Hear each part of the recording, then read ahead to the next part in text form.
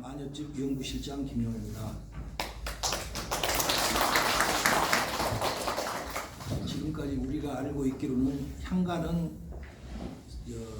3급 유사에 14개, 균여전에 11개, 그렇게 해서 다 해서 25개로 알려져 왔습니다. 거기에다가 향가가 11곡이 새로 발견됐다, 이런 내용을 발표할 수 있게 되어서 영광으로 생각합니다. 그리고 이 향가 11곡을 새로 발견하고 해독을 하다 보니 우리가 삼국유사의 주력으로 들어있는 삼국유사에 대한 그 깊이 있는 한 부분을 새로 들어갈 수 있게 되었다. 저 자신이 지금까지 알고 있는 삼국유사와 향가를 알고 나서의 삼국유사의 깊이는 달라질 것이다. 삼국유사를 이번 학회 안내문에 서물이라고 했더라고요. 상서로운 물건. 정말 우리 삼국유사는 우리 역사에 있어서 정말로 상서로운 것이다. 이걸 제가 아주 새삼 실감하게 됐습니다.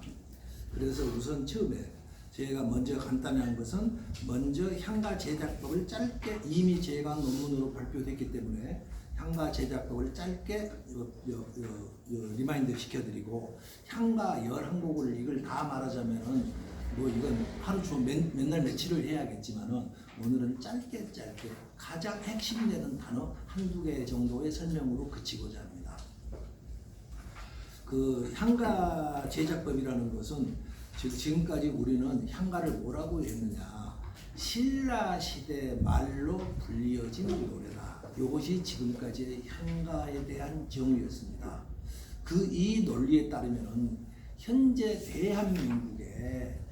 대한민국 사람들이 쓰고 있는 현재 한국인의 말에 의해서 불려진 신화 노래는 전부 다 향가다. 그 소리나 마찬가지겠습니다. 하나만한 소리 한 겁니다. 그럼 신라 때 신라 말로 불려졌지 당나라 말로 불려졌을 리는 없지 않겠습니까? 그래서 그런 구체적인 정의가 없다 보니까 가정에서 짤막한 무슨 노래 하나가, 이런 도의장가라는 말 여러분 들어보셨을 겁니다. 무슨 이상한 게 하나 발견되면은 이것이 향가인지 향가 아닌지를 이야기할 수가 없어요. 기준이 있어야 말을 하죠. 그래가지고 일부에서는 향가다, 일부에서는 아니다, 그렇게 설왕설래 하다가 끝나버립니다. 화랑세기 필사본에 나오는 출정가라는 향가도 마찬가지입니다. 서강대학을 중심으로 한 일부 학자들은 논문으로까지 발표합니다. 이건 향가야. 그런데 서울대학교를 중심으로 한 학자들은 이건 향가가 아니야, 이렇게 말을 합니다. 그리고는 또 말이 없습니다. 이유는 간단합니다. 기준이 없습니다. 판별의 기준이 없습니다. 산성과 알칼리성을 구분하는 리트머스 시험지가 없기 때문에 그럽니다. 그래서 그것이 새로 발견됐다. 그것이 향가 제작법입니다. 그러면 향가 제작법은 뭐냐? 지금까지 쓰여져 있는 모든 한자를 하나하나 다 분석해 보았더니 모든 향가는 뜻글자 또는 이중문자로 되어 있더라. 그러면 이중문자라는 것은 어떤 하나의 문자가 뜻으로도 소리로도 동시에 기능하더라. 이것은 세계적으로도 매우 희귀한 케이스입니다. 두 가지로 동시에 기능하는 문자로 되어 있더라. 또 하나는 향가의 문장은 노랫말하고 그 다음에 하늘에다 비는 문자하고 연극할 때 쓰는 지문하고, 우리로 연극할 때 연극 대본에 보면 지문이라고 있습니다. 그 지문하고 이렇게 세 가지 요소로 구성되어 있더라. 그런데 지금까지 향가하는 사람들은 뭐라고 했냐, 이것은 그냥 평이한 산에는 꽃 피네, 꽃이 피네, 이런 식으로만 말을 해왔습니다. 그 속에 지문이 있고 하늘에 비는 말이 있고 노래 가사가 따로 있고 이것에 대해서 전혀 몰랐다 이겁니다. 또 하나는, 그리고 우리의 지금까지 하는 사람들은 전부 다 저렇게만 봐왔습니다. 향가를 써놓은 소리 글자는 대부분 뜻글자가 아니고 소리 글자더라. 80~90%가 그렇더라. 그것이 지금까지 말해왔고, 한 가지만 더 말한다면은 노래를 표기한 한자들 그것들은 반드시 도치법 일부를 빼놓고는 한국어 어순, 우리말 어순으로 배열되어 있더라. 이 세 가지 법칙입니다. 모든 향가는 하나도 빠짐없이 이 세 가지 법칙으로 되어 있습니다. 그리고 향가가 아닌 작품으로, 예를 들어서 당나라 시, 최치원의 시 이런 게 많지 않겠습니까? 최치원의 시 이런 작품들은 어떤 작품도 이러한 법칙에 따라서 만들어지지 않더라. 이렇게 되면 논리학에 따라서 이렇게 정리됩니다. 우리는 이 금방 말씀드린 이 특수 법칙에 따라 만들어져 있다면 그 작품은 향가다. 이 특수 작품에 따라서 만들어지지 않다면 그 작품은 향가가 아니다. 이 기준을 가지고 아까 말씀드린 대로 도의 장가에 들이대보면 아는 것이고, 출정가에 적용해 보면 향가다 아니다가 금방 판명이 된다는 겁니다. 이러한 기준이 없이 지금까지 우리는 거의 100년간을 우리가 헤매고 있었던 것입니다. 자, 이 기준으로 아까 말씀드렸지만 이 기준을, 그래서 저 같은 경우는 삼국유사하고 균여전에만 향가가 있을까 하고 그런 의심이 생겼어요. 그래서 제가 고대 우리의 시가들, 주로 상대 시가라고 합니다. 그 상대 시가에 적용을 해봤어요. 이 법칙에 이것들이 어떤 작용을 하지? 적용을 해봤더니 그 중에 총 11개의 작품이 향가라는 것이 판명이 됐습니다. 굉장히 중요한 사실입니다. 이 향가 제리법이 간단히 아까 말씀드린 뜻글자로 되어 있다. 노랫말 이거 몇 가지 문장이 구조로 되어 있다. 하나는 우리말 어순으로 되어 있다. 이 세 가지 법칙만 적용을 합니다. 적용해봤더니 거기에 따다하고 걸려 나온 게 11개더라 이거죠. 그 11개를 오늘 발표를 드리겠습니다. 그 중에 제일 첫 번째 공무도화가입니다. 여러분 공무도화가를 놓고는요, 여러분께서는 이게 우리나라 거로 알고 있는데요, 학계에서는 일부 논자는 왜 이것을 우리 거라고 말하느냐, 이건 중국 거야, 이런 논문도 지금 제기되어 있습니다. 그런데 우리는 또 기분 나쁘잖아요. 이것이 우리 거면 좋잖아요. 고조선의 노래가 있기 때문에. 그래서 이것도 우리 많은 학자들이 또 벌떼처럼 덤벼듭니다. 이것은 우리 거야. 그런데 그러면 왜 우리 거냐에 대해서는 또 구체적인 안도 제시하지 못합니다. 뭐 동북공정을 해갖고 뭐 고구려 역사를 중국 거라 하듯이 힘센 사람이 이기는 형국입니다. 공무도화가를 해봤더니 아까 말씀드린 세 가지 법칙에 정확히 들어맞는다는 겁니다. 그리고 여기에는 이 노래가 고조선의 것이라는 명확한 증거들이 나옵니다. 그래서 이 공무도화가는 향가다. 그리고 그 중에서 대표적인 게 하나만 말씀드려볼게요.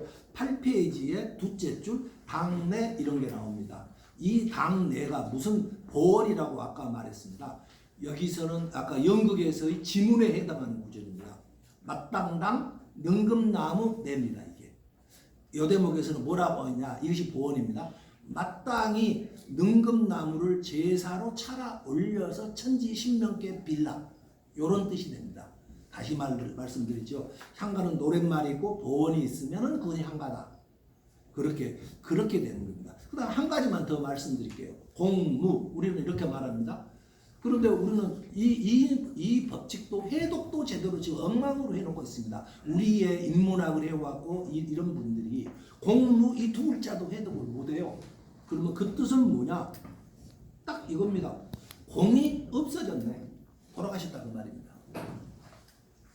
그런데 지금까지는 공이 강을 건너지 말라고 했는데 기어이 건너네, 이런 식으로 해도 못하겠어요. 말하고 있는 겁니다. 공무도화가가 향가이며 고조선의 노래라는 것은 엄청난 의미를 가지고 있습니다. 다시 말씀드려서 향가는 신라의 것이 아니고 고조선으로까지 그 그 근원이 올라간다. 그걸 의미하고 있습니다. 다음으로 황조가를 말씀드리겠습니다. 황조가는 여러분들 아실 것인가? 펄펄 나는 적개뿌리, 뭐 암수서로, 뭐 정답구나, 뭐 이 노래인데요. 이건 역시 고구려의 향가였습니다. 고구려의 향가였다라는 것을 고구려의 향가였고요.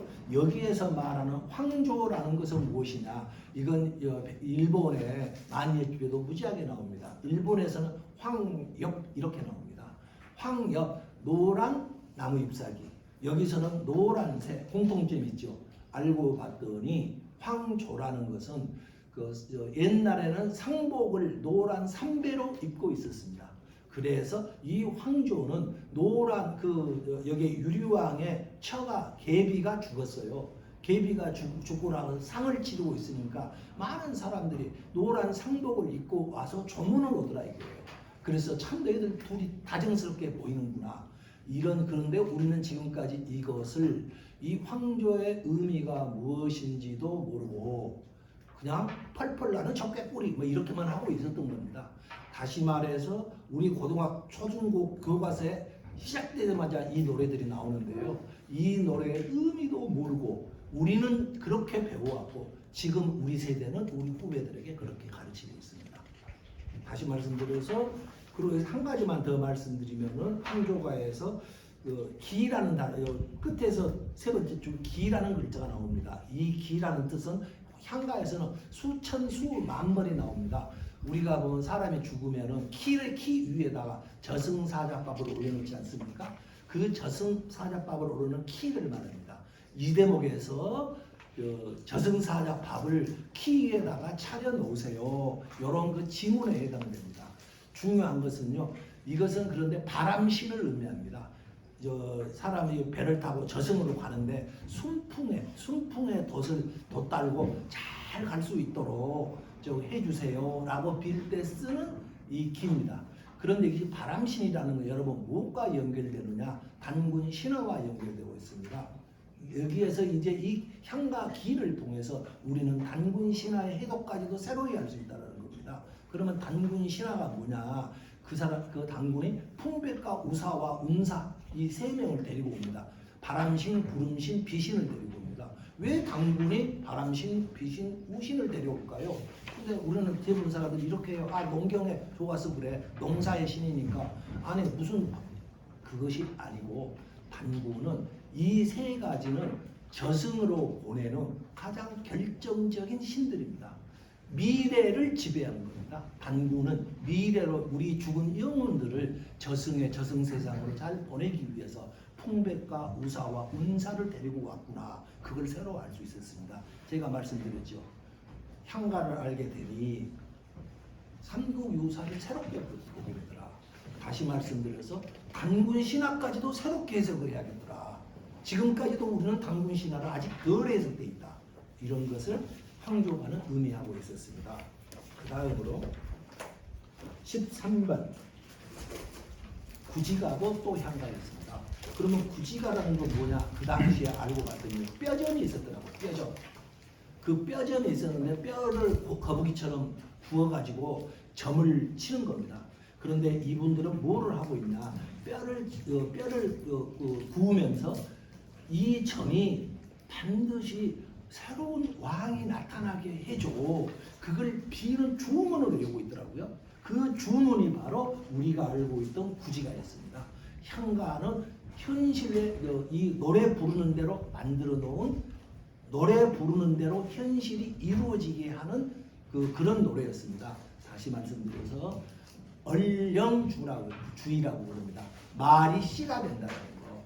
그러니까 여기서는 우두머리가 나타나게 해줘. 다시 말씀드려서 왕이 나타나게 해줘. 그러면 왕이 나타난다는 거예요. 그렇게 해서 이 노래를 불렀더니 누가 나타났느냐? 여러분 잘 아는 김수로 왕이 나타나게 됩니다. 김수로 왕이 왜 나타났다? 이 향가의 힘에 의해서 나타났다고 고대인들은 진실로 그렇게 믿었어요. 그래서 이 구지가는 뼈점을 치는 노래였다. 거북아 이 노래가 거북이도 아니고 그 구자는 거북이 구자로 해석을 지금 전부 우리는 그렇게 보는데 그것이 아니라는 거예요. 그 구자는 뭐냐? 우리가 점을 칠 때 거북이 등껍질이 점 싹 갈라지는 그 갈라진다 그렇게 말하는 겁니다. 그러니까 균하 이렇게 해요. 그러니까 구지가가 아니고 균지하라고 해야 합니다. 구지봉이 아니고 균지봉이라고 해야 합니다. 이렇게 말하면은 도대체 내가 너무 급속한 많은 걸 요구하기 때문에 구지가나 구지봉이라고 저는 그냥 말은 편의상 그렇게 얘기합니다. 엄밀하게 의하면은 자 균하를 보십시오. 갈라짐이 무엇이냐 이렇게 말하고 있어요. 거북이가 무엇이냐 이게 아니에요. 그래서 지금까지 해독은 향가를 모르는 상태에서 상대 시가로 봐왔던 해독은 상당한 문제점이 있다 이렇게 봅니다. 이렇게 해서 상대 시가가 정의됐어요. 그러면 다시 말씀드릴게요. 향가가 고조선에서 시작됐어요. 그리고 금방 황조가가 고구려로 내려왔어요. 고조선이 망한 뒤에. 고조선이 내려오다가 그 다음 어디로 왔나? 서기 42년에는 가야까지 내려온 겁니다. 다시 말씀드려서 향가가 고조선에서 시작돼서 한반도로 쫙 내려오고 있는 겁니다. 이제 그렇게 하고 나서 신라가 왔습니다. 신라에서 나타나는 재미있는 처음으로 나타나는데 비형랑가라는 게 있습니다. 이 삼국 유사에 보면은 무지하게 많은 도깨비라고 하고 무지하게 많은 컨텐츠를 가장 많은 컨텐츠를 가지고 있는 것이 이 비형랑가라는 겁니다. 알고 봤더니요, 이 비형랑가가 굉장히 중요한 이 향가 신라 향가의 구조를 이루는 뼈다귀 중에 하나더라고요. 매우 중요한 향가였습니다. 그러면 비형랑가의 뜻을 간단히 말하면 이겁니다. 진평왕 때 만들어진 거거든요. 진평왕이 딸만 낳았습니다. 딸만. 그렇게 해가지고 그러니까 진평왕이 여자를 별로 안 좋아했던 것 같아요. 그러니까 그 당시에 진평왕이 여자를 좋아해서 후손을 번성하게 해주세요 라고 비는 향가였습니다. 이게 우리가 다시 해독해 보니까 그러면은 그래가지고 진평왕이 결국은 잘못돼가지고 선덕여왕에 넘어가지 않습니까? 선덕여왕에 넘어가면서 이제 끝나게 되는데요. 그래서 그 당시에는 왕실에 굉장히 문제점이 있었던 것 같아요. 그래서 좀 남자 사내를 좀 낳게 해주세요 이런 내용의 향가를 만들었는데 이 향가 문자를 다소 문제가 있게 천지 귀신이 이해를 했어요. 그래가지고 어떻게 했냐면은 진흥왕의 손녀딸들이 남자를 싫어하게 해주세요 이런 식으로 해독이 돼버린 겁니다.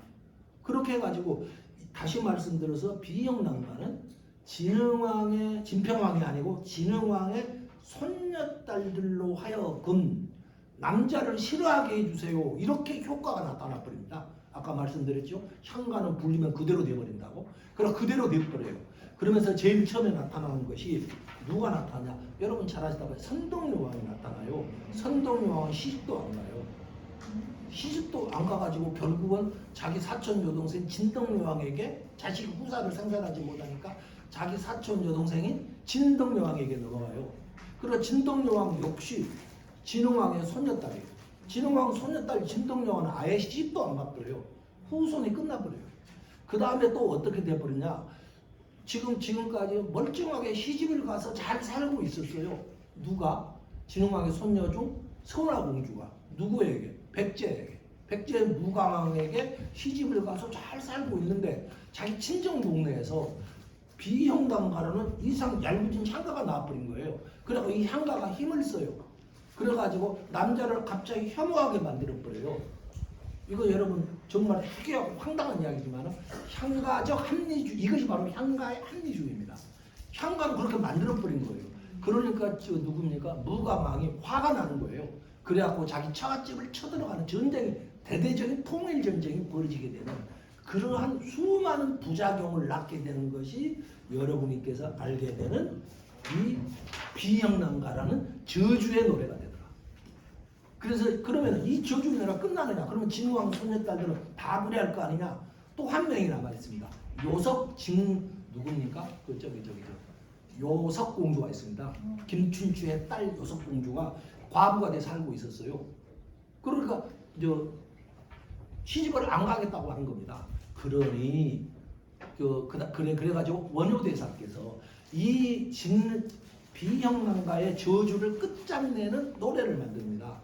그 노래가 여러분 바로 말씀드리는 나에게 잘 웃는 도끼를 다오 그렇게 해독은 잘못된 거예요. 그런데 그 향가를 그 노래를 지었다고 그래요. 그걸 보고 몰부가 그런 걸 많이 하는데요. 나에게 잘 웃는 도끼를 다오 그러면 내가 그 뭐 여섯 공주를 취하여 뭐 천하를 하늘에 바치는 기둥을 기르리라 뭐 이렇게 그 노래를 불렀는데 어찌하든 간에 해석은 잘못됐지만은 그 노래를 부름으로 해서 이 비영난가의 저주가 끝이 납니다. 이런 스토리로 짜여 있는 거예요. 정교하게 짜여 있더라고요. 이제 그건 여기까지 그 부분을 얘기하고요. 그래서 제가 비형난가를 말씀드렸습니다. 그리고 비형난가에 지귀가라는 게 또 나타나요. 이건 신라 수의전에 있던 노래인데요. 지귀라는 애가 여기에서 아까 그 비형난가와 연결되는 내용이 나옵니다. 이 지귀라는 것이 뜻을 두다 지자에다 귀신 기자예요. 뜻을 둔 귀신 같은 놈이 한 놈이 있었어요. 걔가 선동여왕을 좋아해요.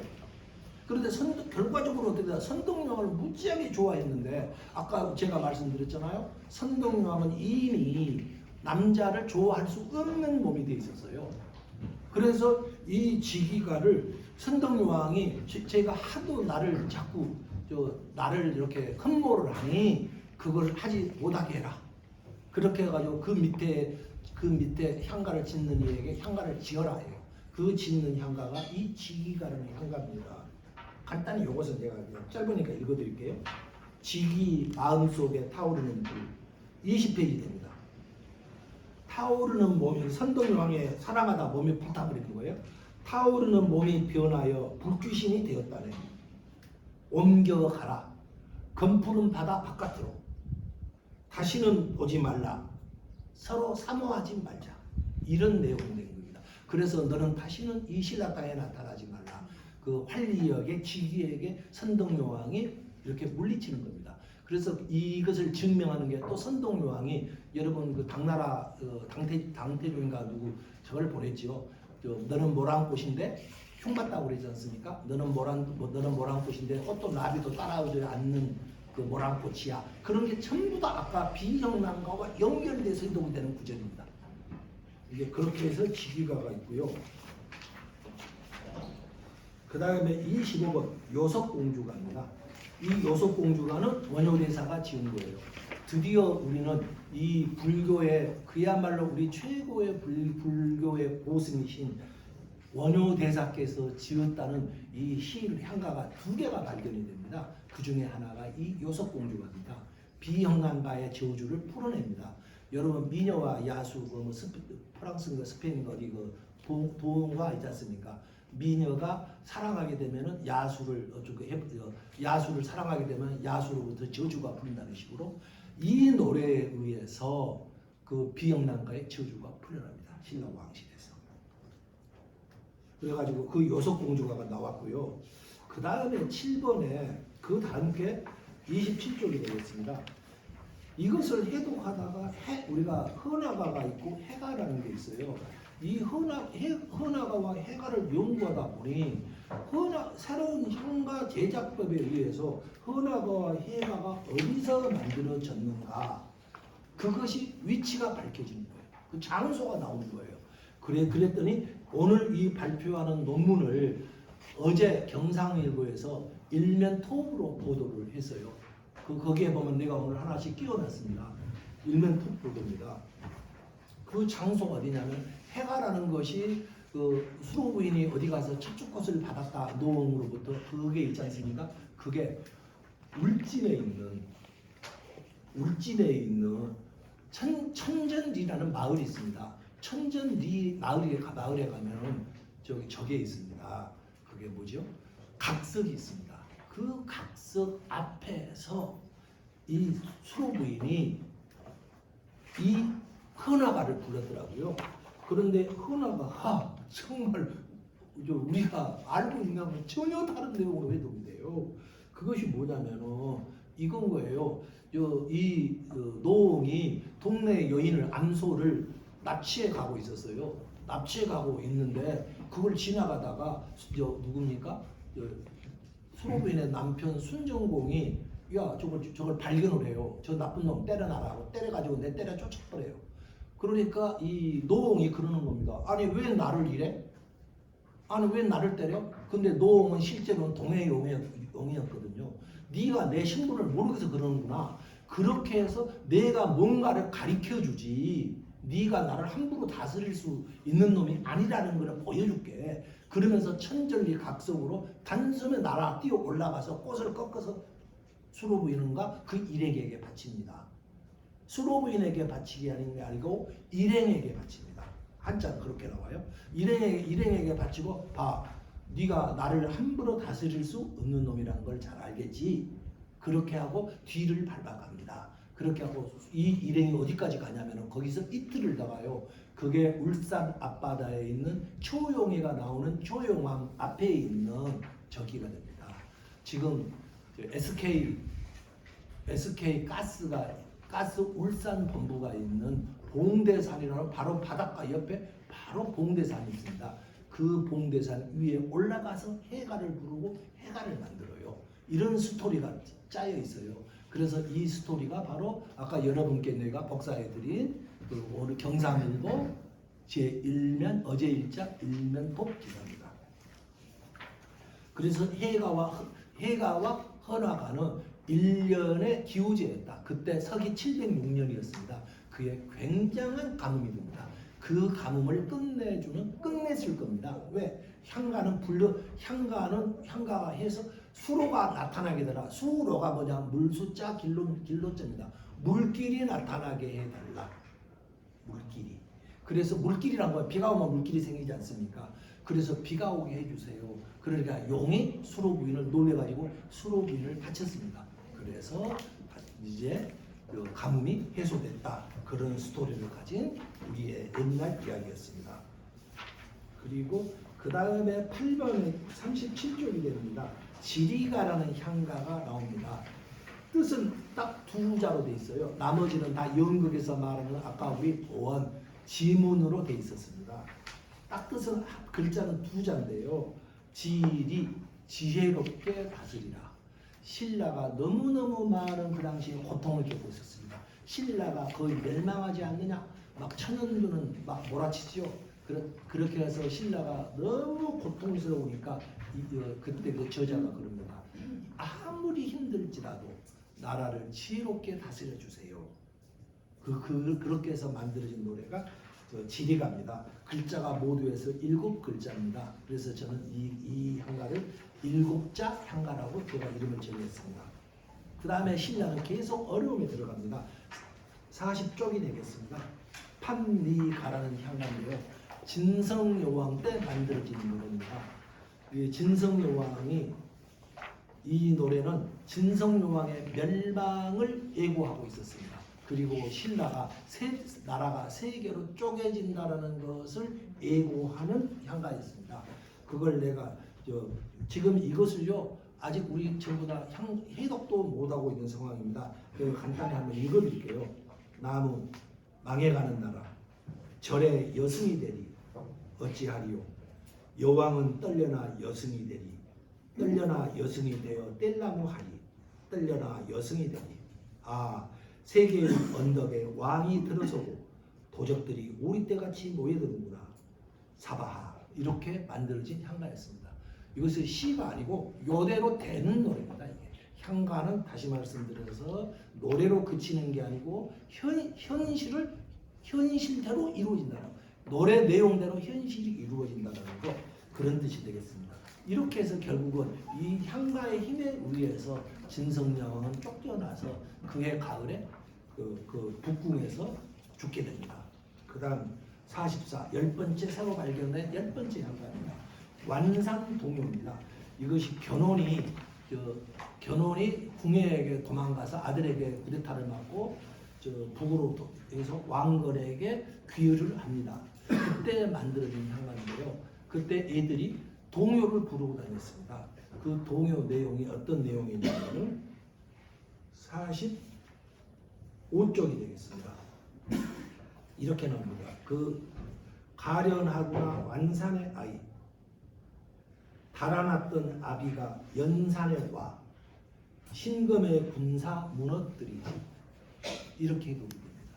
다시 말해서 완산의 동요대로 신금이 몇 년 후에 이 노래가 만들어진 몇 년 후에 아버지가 왕건의 군사를 같이 끌고 와서 연산에 와서 전쟁이 나서 견훤이 연산에서 무너집니다. 그걸 그대로 예견했고 그대로 그렇게 만든 향가였습니다. 그리고 46번째, 11번째 마지막 향가가 되겠습니다. 보이장가입니다. 보이장가는 우리가 지금까지 이것이 우리가 고등학교 때도 배웠을 겁니다. 이것이 향가인가? 아닌가? 이랬어요. 그리고는 그대로 아무런 발전이 없어요. 그러고 나서 지금에 와서는 이건 향가야. 그리고 도의장가는 당연히 향가지. 이렇게 말이 왔습니다. 그러나 왜 향가지? 하고 물으면 말을 못합니다. 그런데 이것은 이 향가가 중요한 것은요. 이 향가가 고려 말 고조선에서 시작된 향가가 1120년 이게 고려 때까지 진행되고 있었다라는 것을 증명하고 있기 때문에 중요합니다. 연대기적으로 중요합니다. 우리 향가는 최소한 1314년 이상을 우리 민족과 같이 있었다. 신라에 잠시 우리 유행가처럼 잠시 스쳐갔던 노래가 아니었다. 그러면 우리 이 향가는 순수한 우리 민족이기 때문에 위만조선에서는 안 불려졌다고 저는 봐요. 위만조선은 우리가 알다시피 연나라 사람 아니겠습니까? 그래서 아니고 그런 순수한 우리 토종 고조선의 왕 그 전이니까 위만조선 앞에서 시작돼 가지고 언제까지 내려왔냐? 1120년 도이장가까지 향가가 진전되고 있더라. 그러면은 우리 민족과 1314년까지 우리와 함께하고 우리의 민족을 만들어주고 우리 민족과 함께 해주었던 우리의 주류 문화입니다. 이것을 이런 스님께서는 다 담아놓고 있는 거예요. 그런데 우리는 아까 말씀드린 대로 비영랑가는 뭐고 진평왕은 왜 고민했고 이런 것을 하나도 모르고 삼국 유사를 겉보기로만 지금 해독하고 있는 측면이 많다. 그래서 오늘 말씀드리고 마지막 51쪽에 맨 끝 두 단락을 제가 한번 읽어드림으로써 제 발표를 마무리하도록 하겠습니다. 고 양주동 박사께서 조선 고가 연구를 통해 향가 25곡을 발표하시고 동국대학교를 근거로 하여 향가 연구를 지속하신 바 있습니다. 향가 연구의 성지라고 할 동국대학교의 세계 불교학 연구소 학술대회를 통해 대량의 향가 추가 발견 소식을 우리 민족과 우리 국민 그리고 학계에 보고할 수 있게 되어 영광입니다. 새롭게 발견된 향가 11곡이 우리 문화를 더 멀리 바라볼 수 있게 도와주는 등불이 되고 민족의 고대로 들어가는 길이 되어지었으면 좋겠습니다. 민족 문화의 강이 고조선의 아사달의 발원점을 두고 아득한 시간 요하로부터 김해까지 민족의 사냐에 흐르고 있었습니다. 감사합니다.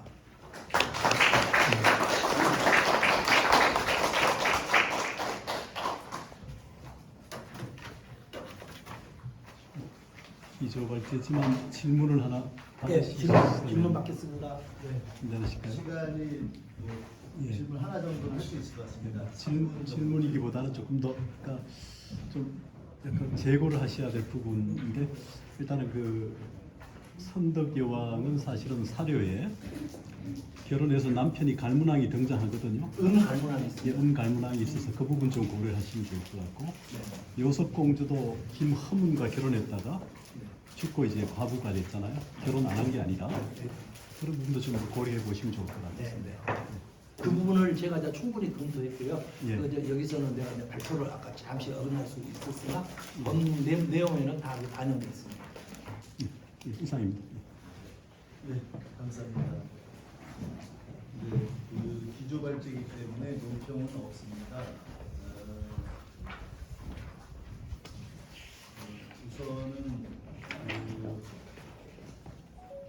향가를 제작하는 방법을 구성해서 기존에 없던 내용들, 없던 게 아니라 있지만 향가인지 몰랐던 11편의 향가를 새로 이제 발굴하시고 그 전체가 이제 그 시대적으로 보면 이제 신라 시대에만 있었던 게 아니라 고조선 시대 때부터 고구려 시대 때까지 지속적으로 있었고, 그게 전체가 하나의 이제 스토리 텔링을 다 가지고 있는 별도의 이야기들인 거는 아니다. 그런 얘기 주셨습니다. 그 요새 뭐 K 콘텐츠 굉장히 세계적으로 선방을 하는데요. 이걸 가지고도 학문적으로도 이제 더 밝히실 일도 많겠지만, 그 콘텐츠 제작하는 데도 앞으로도 많은 영감을 영화 제작자나 드라마 제작자나 소설가들이 가져서 훌륭한 작품들도 낼 수 있는 그런 기회가 될 것으로 생각이 들고요. 굉장히 뜻깊은 연구 발표하셨는데 기조 발표를 해주셨습니다. 그리고 다음으로 고영석 교수님께서 한국유사의 원효와 의상을 가는 주제로 발표를 해주시겠습니다. 박수로 맞아주시기 바랍니다.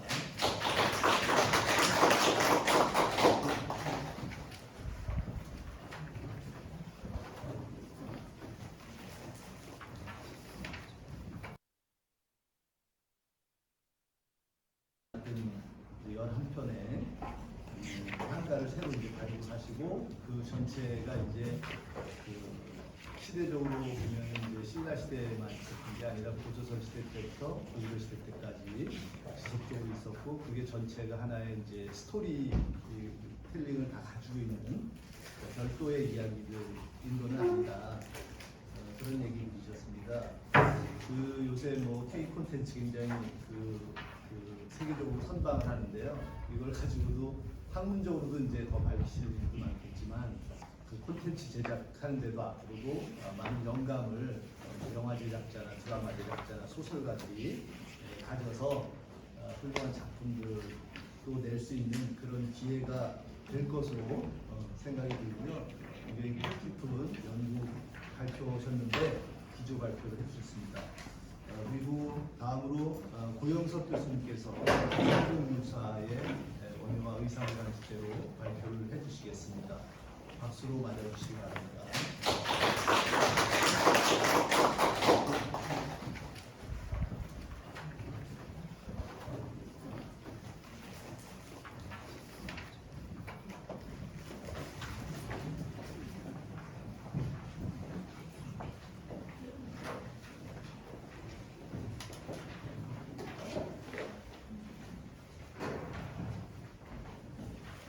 예, 안녕하세요. 좀 전에 그 기조 발표를 해주신 우리 김영애 실장 감사드립니다. 굉장히 중요한 발표를 해주셨는데, 어떤 의미에서 향가 연구 한 100년 역사에 가장 중요한 발표, 지난 가을에 세계불리학 연구소에서 발표하신 향가 제작법에 대한 이어서 이번에 한국불교사연구소에서 새로운 향가 7곡을 이렇게 발표해서 보고해 주셨는데, 아마 이건 향가 연구사에 있어서 굉장히 중요한 사건이라 생각합니다. 앞으로 어떻게 진행이 될지는 좀 두고 봐야 되겠지만,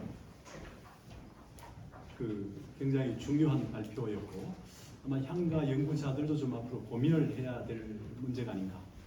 과연 이 11곡을 향가로 인정할 것인가 아닌가라는 문제뿐만 아니라 향가 제작법에 대해서도 좀 심각하게 고민을 해봐야 되지 않을까, 그런 생각이 듭니다. 예, 제가 맡은 발표 주제도 역시 앞에 이어서 삼국유사 전체 기획과 맞물려 가지고 삼국유사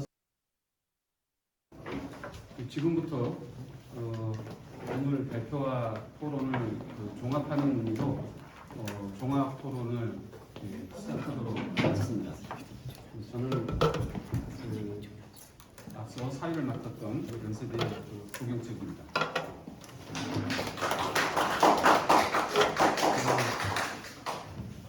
제가 토론도 하고 사회도 보고 종합 토론도 하고 이렇게 생각하실 수도 있는데, 저는 원래 토론만 하는 계획이었는데 사정이 생겨서 제가 이것저것 하게 된 점 양해 부탁드립니다.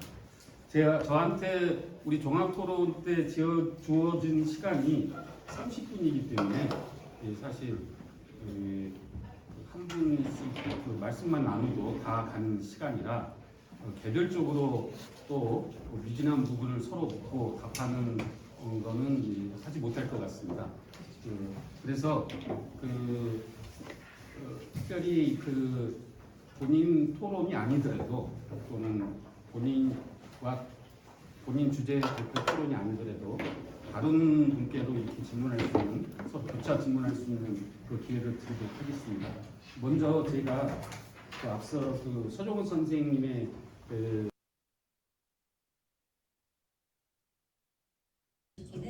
그런 서사가 상공요사 안에 이렇게 많이 있어서 그래서 이제 그 1년이 쓴 그 상공요사 안에서 사기 신성성을 확보하게 되는 그런 기제는 약간 그런 어떤 현실의 구조로 많이 그래서 뭐 여러 형태로 이제 나누었는데 알고 보니까 그래서 보면은 이제 뭐 맹아 드간조에서도 보면 천수가는 당 앞에서 이제 기도해가지고 이렇게 그래서 그런 식의 어떤 좀 구조들도 있다라는 것을 한번 말씀을 드려보고 싶습니다.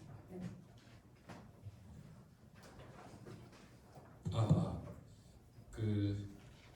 제가 이제 종합토론 그 사회인데요.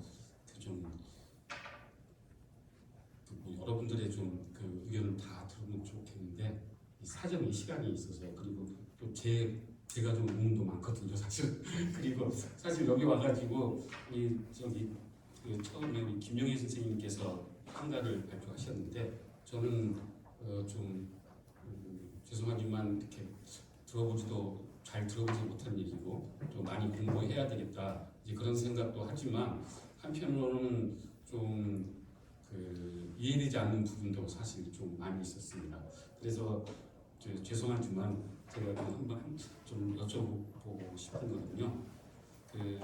향가를 이제 문학적으로 어학적으로 해석하시는 건 좋은데 예를 들어서 20페이지의 각주 40번 같은 경우 향가의 해석을 그때의 정치적 상황이나 이것과 이렇게 연결시켜서 해석을 하시다 보면은 원래 선생님께서 밝히시던 그 목적과 다르게 불필요한 오해를 살 수 있다. 좀 이제 그런 생각을 했습니다.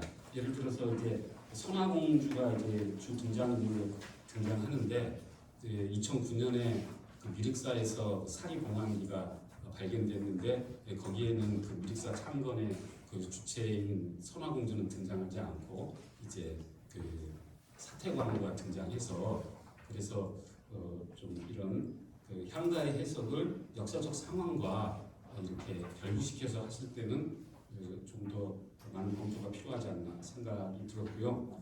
그 다음에 이제 그 미륵이라고 할 때 보통은 이제 마이트레아를 번역을 한 걸로 이해를 하는데 그 미륵을 이제 물론 이제 말세에 그 미륵이 등장하니까 난세하고도 이제 연관이 되긴 하는데 미륵의 의미를 만약에 우리나라 쪽에 보이는 미륵의 그 한자의 의미를 선생님께서 해석한다면은 만약에 중국에서 나오는 그 미륵의 한자의 의미도 그렇게 똑같이 해석할 수 있는지 그게 좀 궁금했습니다. 우선 저는 역사가도 아니고 시인도 아니고 향가 해독가거든요. 고대 문자 해독가인데요. 그래서 제가 아까 금방 말씀 주신 대로 역사적 사실들로 발을 뻗어나가는 것은 제가 사실은 주제가 넘는데 1차 범위를 넘어섭니다. 그건 제가 100% 인정을 하고요. 그래도 내가 이걸 처음으로 그냥 단순히 해독만 딱 해놓고 끝나버리는 것은 내 상황이 거기에 맞지가 않는 것 같아요. 뭐냐면 내가 비록 틀린다고 하더라도 그래도 현재로서는 향가를 가장 깊이 알고 있으니까 그 향가가 의미하고 있는 것이 이런 것 같다라는 것을 조금은 설명을 해놔야 왜냐면은 다음 사람들이 딛고 나갈 때 저는 비록 제가 틀리게 봐도 좋아요. 당연히 틀릴 것이고요. 특히 역사 관련 부분은 제가 훈련받은 바도 없고 그 깊은 내막을 알 수도 없고 그래서 그런 부분은 120% 동의합니다.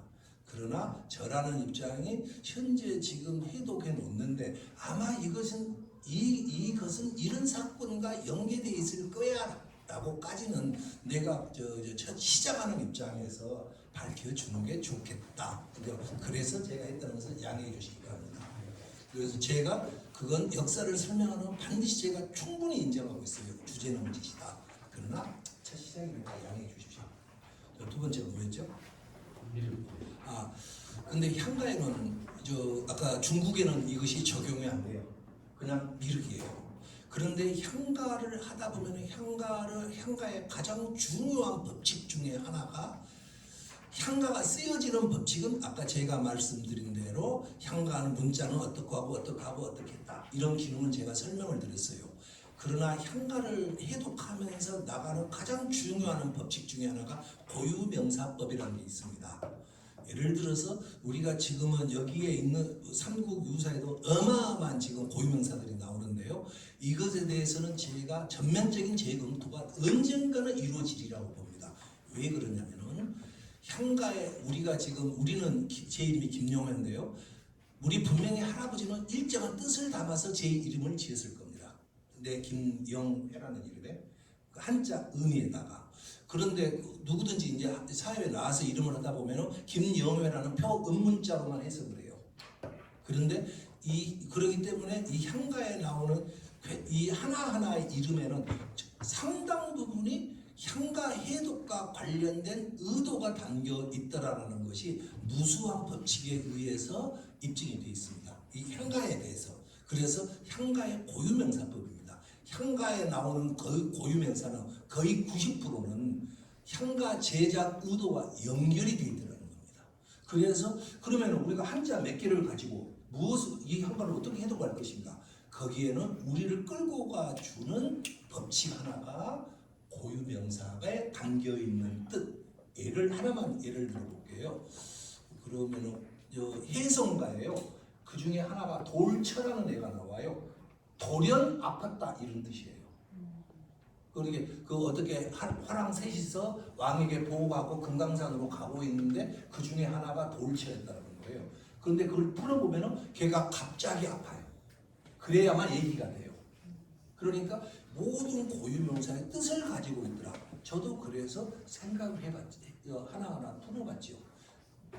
그래서 여기서 이제 하나만 더 예를 들자면은 미륵이다 하면은 저도 처음에는 미륵 뿌리니까 그러면은 고유명 이거 음사를 아까 중국에서 적용하는 식으로 그냥 음으로 그냥 따온 거 아니냐. 저도 처음에는 그렇게 봤어요. 그런데 이 뜻을 그러면 그분들이 왜 미륵이라는 것을 하필이면 이 향가에 도입했는가를 따져보니까 반드시 그 미륵을 쓴 데는 곧 있다가 전라의 시대가 전개됩니다. 이 해독을 해보면 나중에 알아요. 전부 도솔가도 마찬가지예요. 도솔가가 미륵, 도솔천이 미륵 아니겠습니까? 곧바로 전랑과 연결돼요. 다시 말해서 한쪽에서는 우리가 말하는 불교적 의미의 미륵 세상이 있는가 하면은 또 하나는 아수라의 시대가 내정되어 있다라는 그런 의미로 작용을 하고 있다라는 겁니다. 그런데 이것은 우리가 결국은 귀납법으로 밝혀낼 수밖에 없더라. 하나하나 분석하면서 도대체 이걸 왜 썼을까? 그래서 언젠가는 저는 향가가 완독되리라고 봅니다.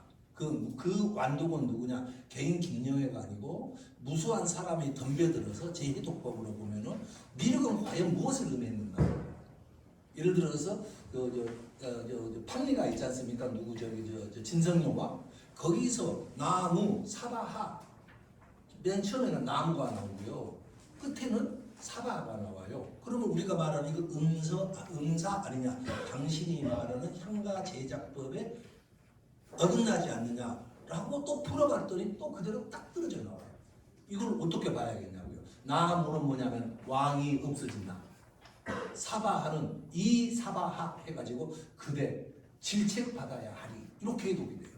한자 뜻 그대로 풀면 그 나무와 사바라는 개념하고 관계없이 풀어도 그리고 이제 불교적 의미에서 나무 사바라 풀어도 또 풀리고 이런 식으로 되어 있더라. 이렇게 제가 설명드리겠습니다. 감사합니다.